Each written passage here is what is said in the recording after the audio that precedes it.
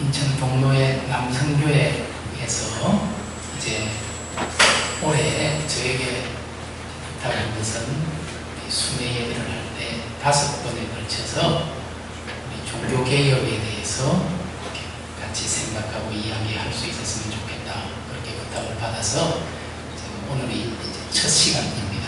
그래서 종교개혁과 관계해서 우리 기독교 교회를 바르게 하기 위해서 어떤 사람들이 어떤 노력을 했는지 그런 것들에 대해서 살펴보기를 원하고요. 오늘 첫 시간으로 양 후스라는 사람에 대해서 말씀을 드리도록 하겠습니다. 앞에 여러분들 잘 보이네요. 저를 볼 필요는 없고 이제 제가 가져온 영상을 보시면 좋을 것 같습니다.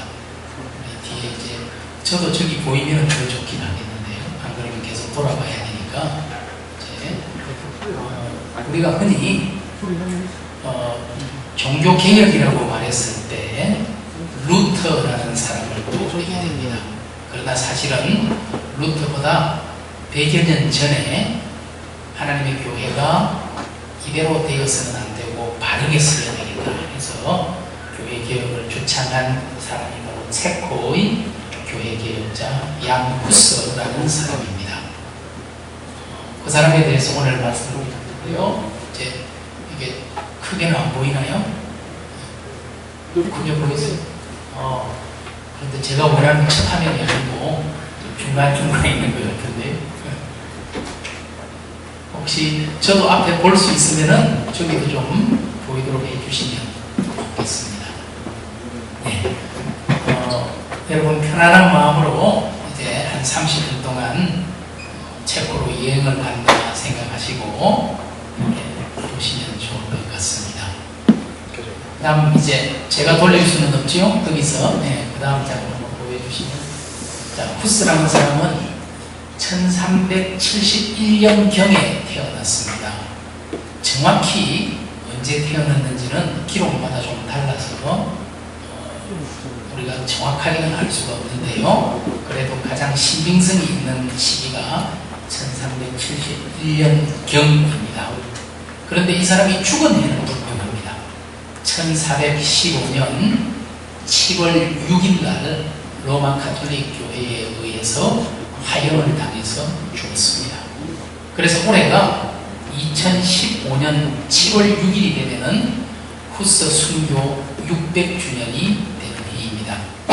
그래서 올해 체코 방문을 하시면은 이 후스라는 사람을 기념하기 위해서 굉장히 큰 행사가 준비되고 있고, 그리고 아마 한국에서도 많은 분들이 그 기간에 맞추어서 우리 교단에서도 많은 분들이 방문을 하게 될 것이고, 저도 사실은 이제 내일 우리 학생들과 함께 2주 동안 이제 체코를 포함해서 종교개혁 현장들을 돌아보게 되겠습니다. 1415년 7월 6일 지금 독일 도시, 스위스와 독일의 국경에 있는 독일 도시 콘스탄츠라는 곳에서 로마 가톨릭 교회에 의해서 화형을 당해서 죽게 됩니다. 왜 그랬을지, 또 그 사람이 이야기하고자 했던 것이 무엇인지 좀 말씀을 드리도록 하겠습니다. 그 다음 장면 한번 보겠습니다. 지금 여러분들이 보시는 것이 이제 체코의 지도입니다. 그 중에서도 프라하와 타보르라는 도시가 보일 텐데요. 이 두 도시에 남아있는 후스의 흔적들을 좀 살펴보면서 후스에 대해서 말씀을 드리도록 하겠습니다. 자, 이제 프라하로 가볼까요? 그 다음 한번. 이것이 프라하의 지도입니다. 이 프라하 지도에서 이제 후스와 관련된 것들을 한번 찾아보겠습니다. 넘겨주실까요? 이게 프라하에서 유명한 다리, 까를교라는, 그리고 저 위쪽에 보시면은 이쪽에 보이는 것이 이제 잘 안 보이시는 것 같은데 이게 워낙 약해서 저 위쪽에 있는 집이 프라하 성이고요. 다리가 보이시죠? 저 다리가 이제 체코의 강을 이어주는 다리로 까를교라는 이름을 가진 굉장히 유명한 다리고, 여러분들이 아마 프라하를 방문하게 된다면 반드시 저 까를교를 가게 될 것입니다. 까를교라고 이름이 붙은 이유는 까를 4세라는 왕이 건축한 다리입니다. 원래는 아주 예전에 한 1000년쯤 전에 나무로 만들었지만 홍수 때문에 다 유실이 되고 하면서 돌로 새롭게 이제 만든 다리가 바로 까를 사세가 만든 까를교라는 다리입니다. 저렇게 돌로 만든 지도 벌써 한 700년이 다 되어 갑니다. 까를교라는 아주 유명한 프라하의 다리가 보이는데요. 네. 그 다음 한번 볼까요? 계속 보겠습니다. 한 번 더 눌러주시면요. 여러분들이 프라하의 구시가지 광장에 가면 볼 수 있는 얀 후스의 동상입니다. 후스라는 사람은 지금 체코 사람들에게는 민족의 영웅이기도 합니다. 그래서 이 사람이 화형당한 10월 6일이 지금 체코의 국경일입니다. 공휴일이에요. 그만큼 체코 사람들에게 후스라는 사람이 가지고 있는 자리, 그런 위치가 대단히 중요한 걸 알 수가 있는데요. 한 번 더 눌러보실게요. 예, 이게 후스의 동상 조각을 배경으로 해서 뒤에 이제 교회당이 보이는데요. 이 조각은 사실 지금부터 100년 전에 만든 것입니다. 후스가 화형당한 지 500년 되던 1915년에 저 조각상을 만들었습니다. 그래서 지금 프라하의 랜드마크, 프라하를 아주 대표하는 그런 기념 조형물이 되었습니다. 저 동상에 제일 밑에 보면은 이런 말이 적혀 있습니다. 서로 사랑하십시오. 그리고 모든 사람에게 진리를 요구하십시오. 오늘 우리가 읽었던 본문, 진리를 알지니 진리가 너희를 자유롭게 하리라. 모든 사람에게 진리를 요구하십시오. 사실 우리에게 진리라는 것이 무엇입니까? 우리 예수님께서 요한복음 14장 6절에서 내가 곧 길이요 진리요 생명이니 나로 말미암지 않고는 아버지께로 올 자가 아무도 없다고 말씀하셨습니다. 예수님께서 진리입니다. 예수 그리스도를 바르게 보고하라는 거죠.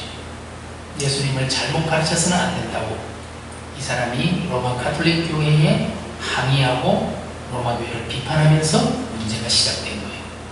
서로 사랑하십시오. 그리고 모든 사람에게 진리를 요구하십시오. 이 사람의 좌우명과 같은 말이 새겨져 있는 후스 동상입니다.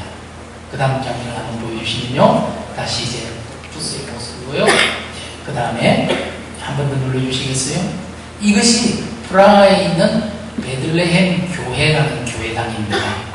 바로 이 교회에서 후스의 교회 개혁이 시작되었습니다. 후스는 사실 로마 가톨릭의 신부입니다. 이 사람은 1400년에 로마 가톨릭의 사제로 서품을 받은 로마 가톨릭의 사제였습니다. 그러나 이 사람이 하나님의 말씀을 읽고 연구하고 말씀을 묵상하고 설교하는 와중에 그 가운데 로마 가톨릭 교회가 잘못 가고 있다는 것을 깨달았어요. 이렇게 되어서는 안 된다는 것을 알게 됐습니다. 이렇게 후스의 교회 개혁이 시작된 요람과 같은 곳이 바로 이 교회당인데요. 후스는 1403년부터 이 교회당에서 설교하는 선교사로 사역을 했습니다. 3000번 이상 청중들에게 설교를 하면서 하나님의 말씀에 따라서 진리를 따라서 살아갈 것을 요구했습니다. 후스가 쓴 글 가운데 이런 말이 있습니다. 진리를 찾고 진리를 지키고 진리를 따라 사십시오. 예수님을 찾고 예수님을 지키고 예수님을 따라 살아가는 것이 우리 그리스도인입니다. 그런데 그 당시의 교회는 진리를 따라 살지 못하는 교회였기 때문에 후스는 진리를 요구했던 것입니다. 예수를 바르게 따라가야 된다. 그러나 지금 로마 교회가 그렇지 못하기 때문에 교회가 개혁되어야 한다고 주장했어요. 이 교회에서 후스가 했던 개혁적인 일들이 무엇이었느냐? 제일 첫 번째는 체코말로 설교를 했다는 거예요. 너무나 당연한 이야기죠. 그런데 이 당연한 것이 그 당시에는 당연하지 않았습니다. 지금부터 600년 전에는 모든 예배는 라틴어로만 진행이 되었습니다. 다른 언어는 라틴어는 전혀 사용할 수 없었습니다. 라틴어만 거룩한 언어이니 하나님 앞에 예배 드릴 때는 다른 말을 사용해서는 안 되고 라틴어만 사용했어요. 기도도 라틴어로 했습니다. 그러나 우리 성도들은 라틴어를 이해하지 못했어요. 라틴어는 지식인의 언어였습니다. 지금도 라틴어를 사용할 수는 있지만 실제로 라틴어를 아는 사람은 많지 않겠죠. 그런데 로마 교회에서는 예배는 라틴어로만 드려야 한다고 주장했어요. 그래서 성도들이 기도하지 않았습니다. 사제가 라틴어로 기도했습니다. 설교도 마찬가지로 라틴어로만 했습니다. 성도들은 설교 내용을 전혀 이해하지 못했습니다. 그리고 설교가 실제로 거의 없었어요. 예전 위주로 그냥 끝나고 말았기 때문에. 찬양도 라틴어로 불렀습니다. 성도들은 찬양하지 않았습니다. 왜? 라틴어를 모르기 때문에. 사실상 600년 전에 성도들은 기도하지 않았고 설교를 이해하지 못했고 찬양도 하지 않았습니다. 아무것도 할 게 없었어요. 할 수 있는 게 딱 한 가지가 있었습니다. 여러분들이 만일 600년 전에 로마 가톨릭 교회에서 신앙생활을 했다면 유일하게 할 수 있는 것이 예배 시간에 빵을 받아 먹는 일이었습니다. 성만찬을 할 때 빵을 나누어줬습니다. 그런데 포도주는 받아 먹을 수 없었습니다. 거기에도 이유가 있었습니다. 로마 가톨릭 교회에서는 중세 시대부터 빵과 포도주를 사제가 들고 기도할 때, 사제가 들고 빵과 포도주를 위해서 기도하는 그 순간 이 빵이 예수님의 몸으로, 이 포도주가 예수님의 피로 변화된다고 가르치고 그렇게 믿었습니다. 그것을 가르쳐서 어려운 말로 화채설이라고 불렀습니다. 변화할 화자에 몸체자를 썼어요. 예수님의 몸으로 변화된다는 거예요. 예수님의 피로 변화가 일어난다는 거예요. 그래서 실제로 기도하고 난 다음에는 이 빵이 빵이 아니에요. 예수님의 몸이고 포도주가 아니고 예수님의 피, 보혈이었습니다. 그런데 문제가 뭐였느냐니까요. 빵이라는 것은 성도들이 나오면은 사제가 기도한 그 빵을 성도들의 손에 주지 않습니다. 그냥 입에 넣어줍니다. 왜냐하면 이미 기도하고 나서는 예수님의 몸이 되기 때문에 거룩한 것이기 때문에 성도들의 죄인들의 손에 가면 오염이 되기 때문에 입을 벌리면 빵을 그냥 넣어주는 거예요. 포도주는 왜 주지 않았느냐? 포도주는 빵은 그럴 염려가 없는데 포도주는 흐를 우려가 있어요. 흐를 수가 있습니다. 그러면 이게 보통 큰 문제가 아니었어요. 실제로 중세시대에는 그런 논쟁이 있었습니다. 만일에 기도한 후에 포도주가 흘렀을 때 교회에 있는 쥐가 와서 그 포도주를 먹었다. 그러면 그 쥐는 성쥐가 되는 거예요. 거룩한 쥐가예요. 예수님의 피로 새롭게 된 쥐죠. 보혈로 거룩하게 된 쥐. 그래서 그 쥐를 죽이지를 못해요. 그 쥐를 지키기 위해서 내가 죽으면 죽겠지. 그럴 만큼 그래서 이 포도주는 흘러서는 안 되기 때문에 포도주는 사제들만 성도들에게 주지 않았습니다. 빵을 먹으면 거기 다 포함되는 거야. 그렇게 가르쳤던 거예요. 실제로 600년 전에 로마 가톨릭 교회에서 예배에 온 성도들이 할 수 있었던 것은 딱 한 가지, 빵을 받아 먹는 것 외에는 아무것도 할 수가 없었고 이해하지도 못했습니다. 예배에서 사용하는 언어 자체를 이해하지 못했기 때문이죠. 로마 가톨릭 교회가 미사에서 라틴어를 사용하기를 고집한 것이 언제까지 계속됐는지 아세요? 1962년까지 미사에서는 라틴어만 사용했습니다. 지금부터 50년 전에도 불과 50년밖에 안 됐죠. 라틴어만으로 미사를 드렸어요. 한국에서도 마찬가지. 한국에서 100년 전에 미사에서는 라틴어만 사용했어요. 이 엄청난 사건.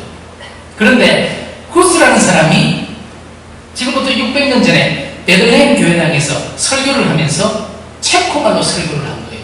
왜냐니까 하나님의 말씀을 알아듣고 이해해야 하나님의 말씀대로 살아갈 수 있기 때문에 라틴어로 설교한다는 것은 말이 되지 않는다. 체코말로 설교를 해버렸어요. 그리고 또 무슨 일을 했는지 아세요? 성만찬을 할 때 포도주까지 줘버렸어요. 엄청난 일이 벌어진 겁니다. 예수님이 최후의 만찬에서 제자들에게 빵과 함께 포도주도 주었으니 빵뿐만 아니라 포도주도 주는 것이 옳다라고 말하면서 예배 시간에 포도주를 주고 심지어는 체코말로 찬송가를 작곡 작사해서 성도들이 함께 부르기까지 했습니다. 라틴어가 아니고 체코말. 로마 가톨릭 교회가 볼 때는 예배가 완전히 엉망진창이 되어버린 거예요. 신성모독입니다. 어디 감히 라틴어가 아닌 추잡한 체코말로 설교를 하고 찬송을 부르고 그리고 포도주까지 감히 나누어 주어버리고 신성모독이에요. 그것이 후스가 죽어야 되었던 이유였습니다. 오늘 저와 여러분이 받는 한 잔의 포도주가 얼마나 귀한 것인지요.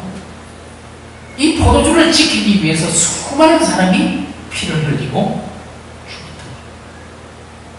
이 개혁운동이 시작된 것이 바로 보여드린 베들레헴 교회였습니다. 다시 그걸 보여주시면 좋겠는데요. 한번 그 다음 한번 보여주실까요? 베들레헴 교회로 한번 들어가 보겠습니다. 이 안의 모습입니다. 후스의 상이 서 있고요. 저 뒤쪽에 보시면은 여기 보시면은 후스 자세히 안 보이실 것 같은데요. 후스가 하영당하는 그림도 있고 또 후스가 작사 작곡했던 찬송가 악보도 벽에 그림으로 아직 남아 있습니다. 지금 현재 저 베들레헴 채플, 베들레헴 예배당은 학교의 강당으로 사용이 되고 있고요. 하지만 7월 6일 후스가 순교한 날이 되면은 모든 체코의 교회들이 모여서 연합으로 예배를 드리고 아마 올해 7월 6일도 저곳에서 후스를 기념하는 예배가 이루어지게 될 것입니다. 그 다음 보여주십시오. 이제. 계속 그 안의 모습들을 좀 여러분들에게 보여드렸고요. 후스가 진리를 요구하면서 교회 개혁운동을 베들레헴 교회당에서부터 시작했고 또 한 군데 중요한 곳이 있습니다. 그것은 어디냐니까 학교입니다. 프라하 대학이라는 곳입니다. 지금도 프라하 대학이 프라하시 안에 있습니다. 그 프라하 대학도 아까 다리를 만들었던 까를 4세라는 왕이 만들었기 때문에 그 학교를 까를 대학교라고도 부릅니다. 이 프라하 대학의 교수로서 후스가 학생들을 가르치고 있었습니다.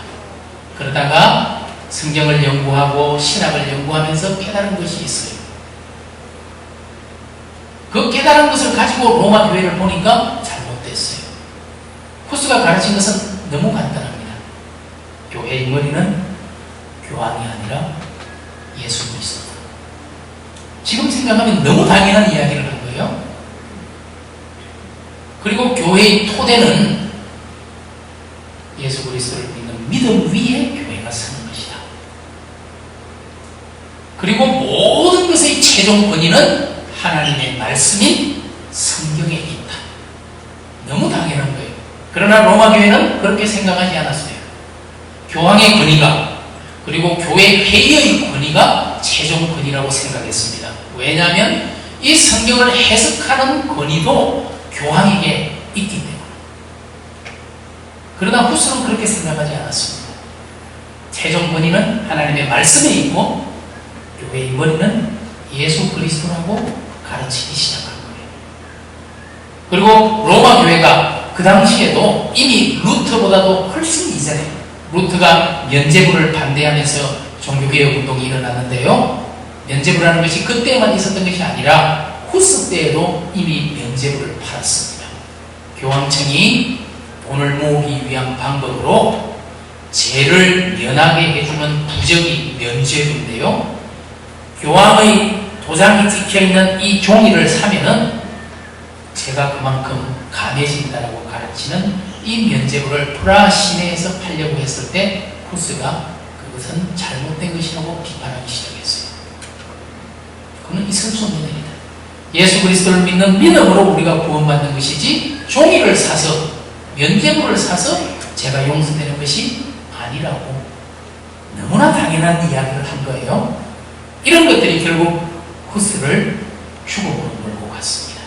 후스는 베들레헴 교회당에서 그리고 프라하 대학에서 이 두 장소에서 로마 가톨릭 교회의 잘못된 점들을 비판하면서 우리가 바른 교회를 지향해야 되고 진리를 따라 진리를 지키며 살아가야 된다고 주장했던 것이죠.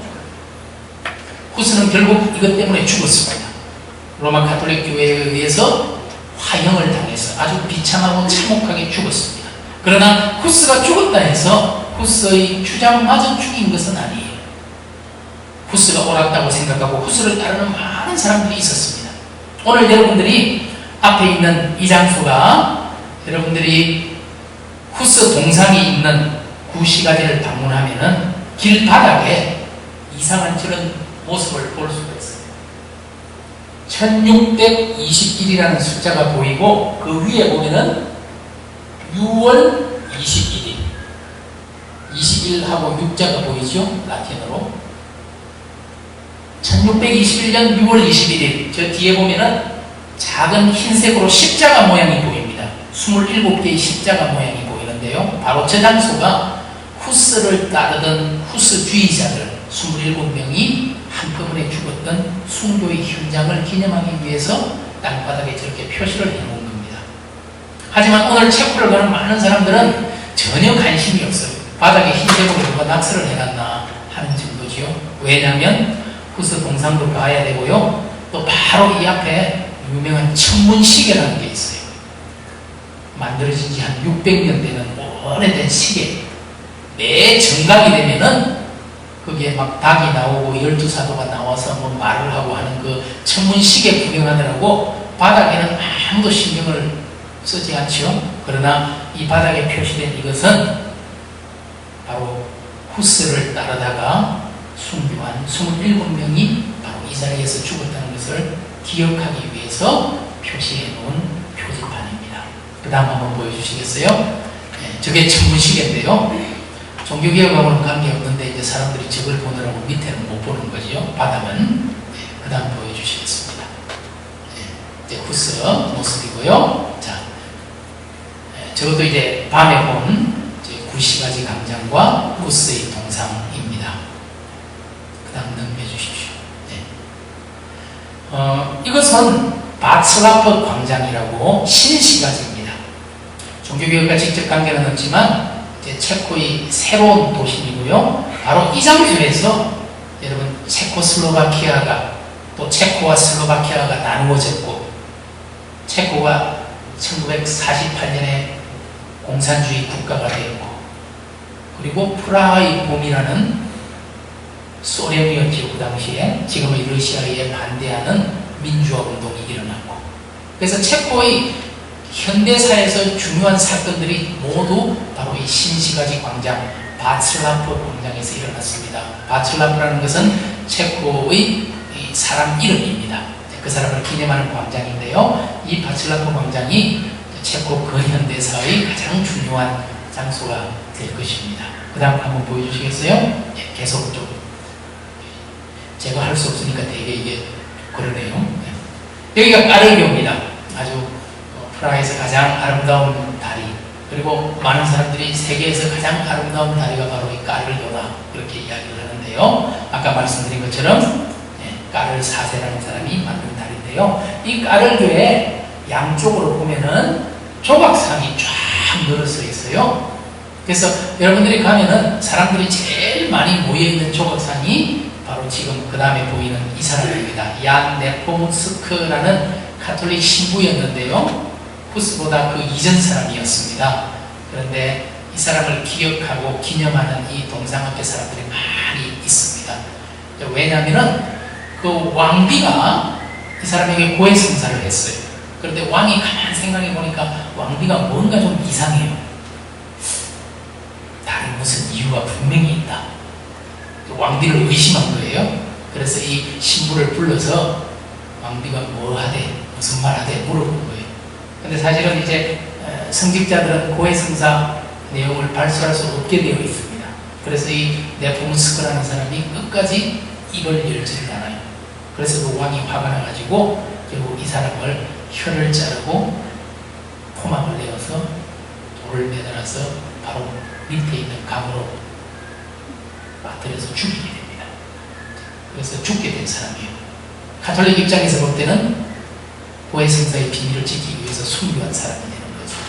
그래서 이제 체코 사람들이 이 사람을 굉장히 존경합니다. 후스처럼 이 네포부츠커도 우리를 위해서 끝까지 입을 다물었던 그런 사람이다. 그런데 여기 보시면은 밑에 조각상이 있는데 반짝반짝 빛나는 곳이 두 개가 있죠.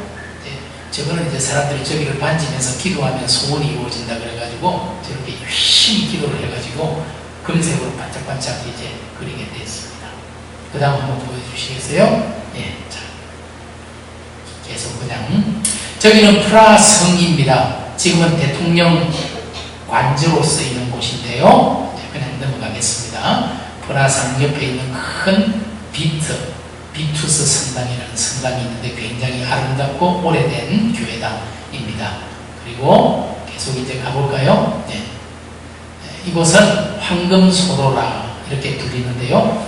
왜 황금소로라고 불렀느냐니까 작은 골목이다 이런 뜻이고요. 예전에는 연금사들이 주로 있었기 때문에 금을 다루었기 때문에 황금소로 작은 골목이다. 그런데 파란색 저 집이 이제 유명한 문학가인 카프카라는 사람이 저기서 작품 활동을 했습니다.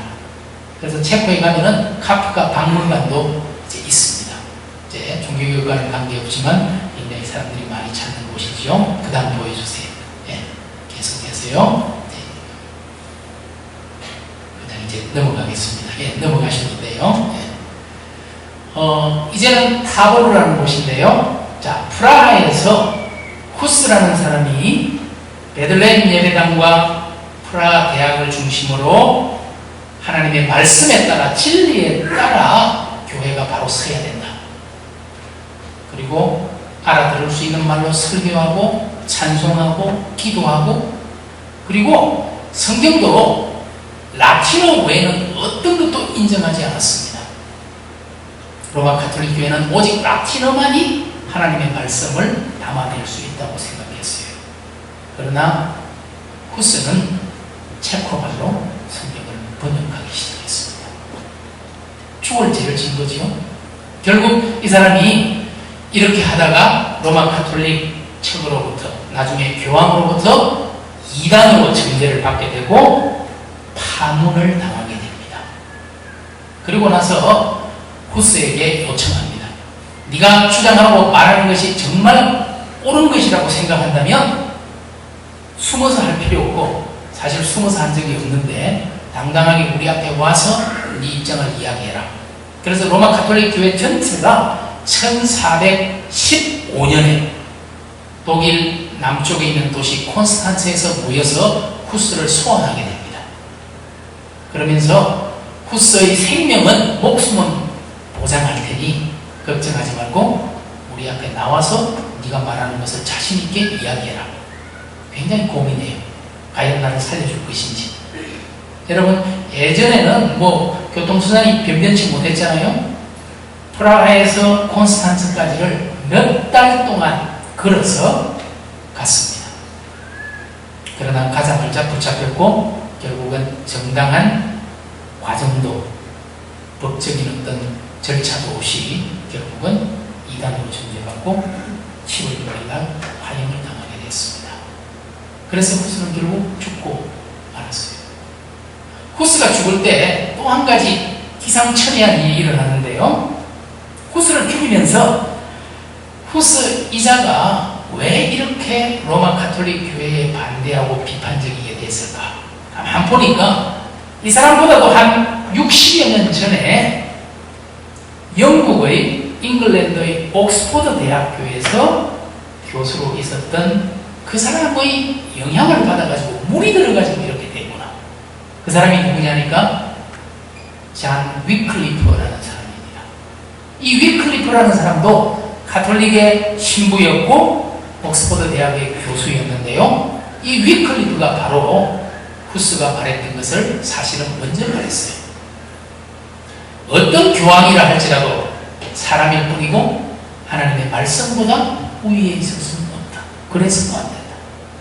그래서 이 하나님의 말씀을 모든 사람이 읽을 수 있도록 라틴어가 아닌 우리말로, 영어로, 그 사람에게는 영어가 모국어죠.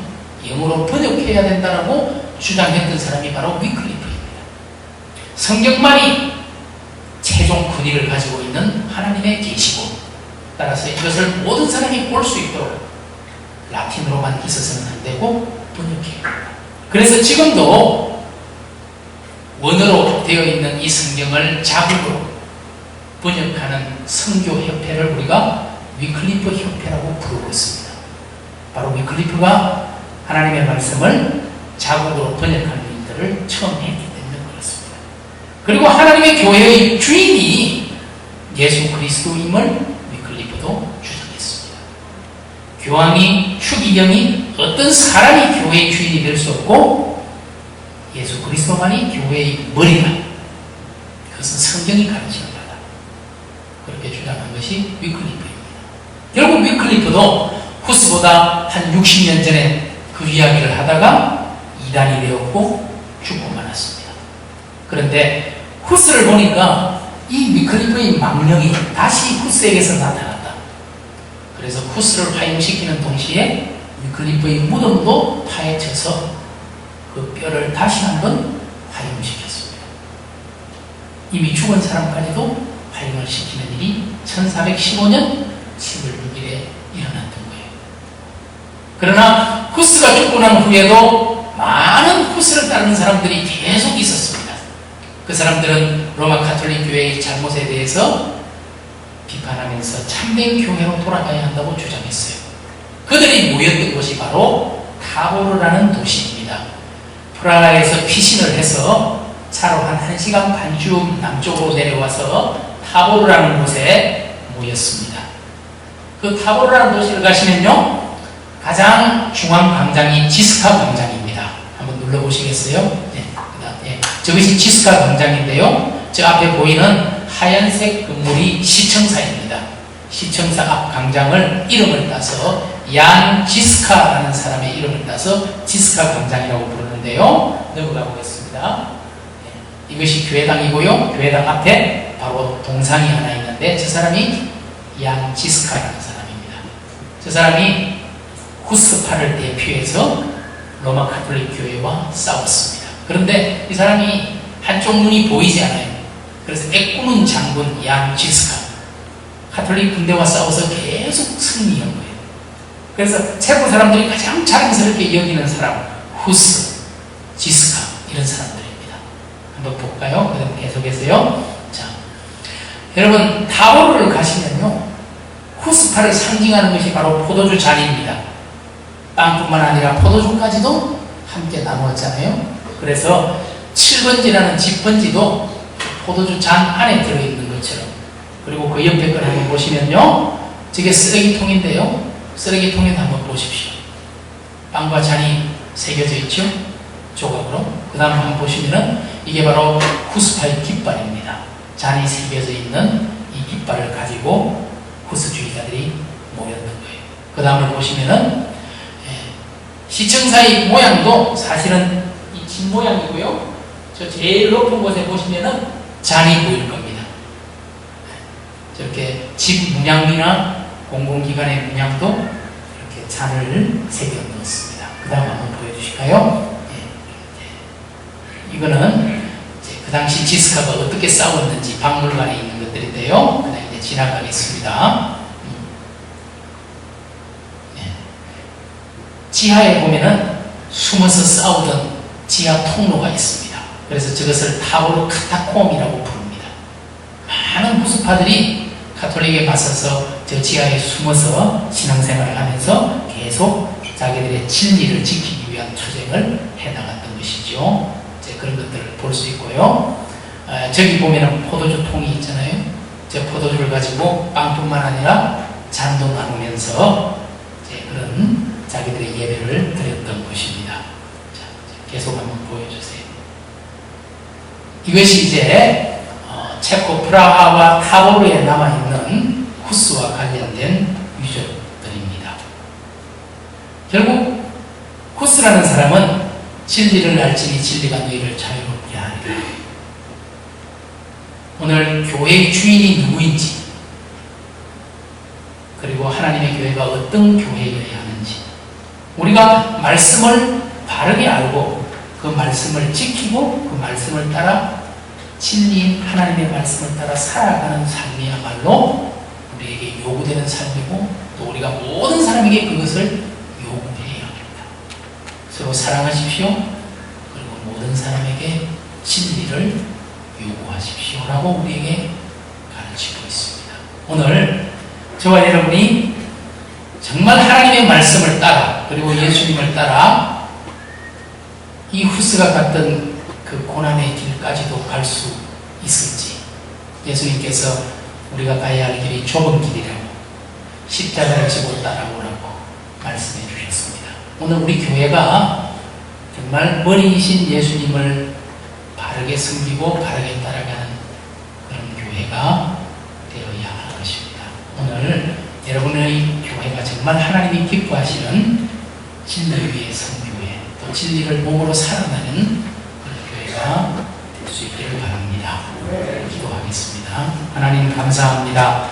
오늘 600년 전에 순교한 얀 후스라는 한 인물을 통해서 정말 하나님의 교회가 어떤 모습이어야 할지, 그리고 우리가 복음을 어떻게 전하고 또 복음을 따라 살아가야 할지, 이 세상이 어떤 것을 요구한다 할지라도 길이요 진리요 생명이신 예수님을 따라갈 수 있도록 우리를 인도하여 주시고, 또 우리 교회가 정말 진리에 합당한 예수 그리스도 위에 터잡는 그리스도를 머리로 하는 하나님의 기쁨이 되는 교회가 될 수 있도록 인도하여 주시기를 원합니다.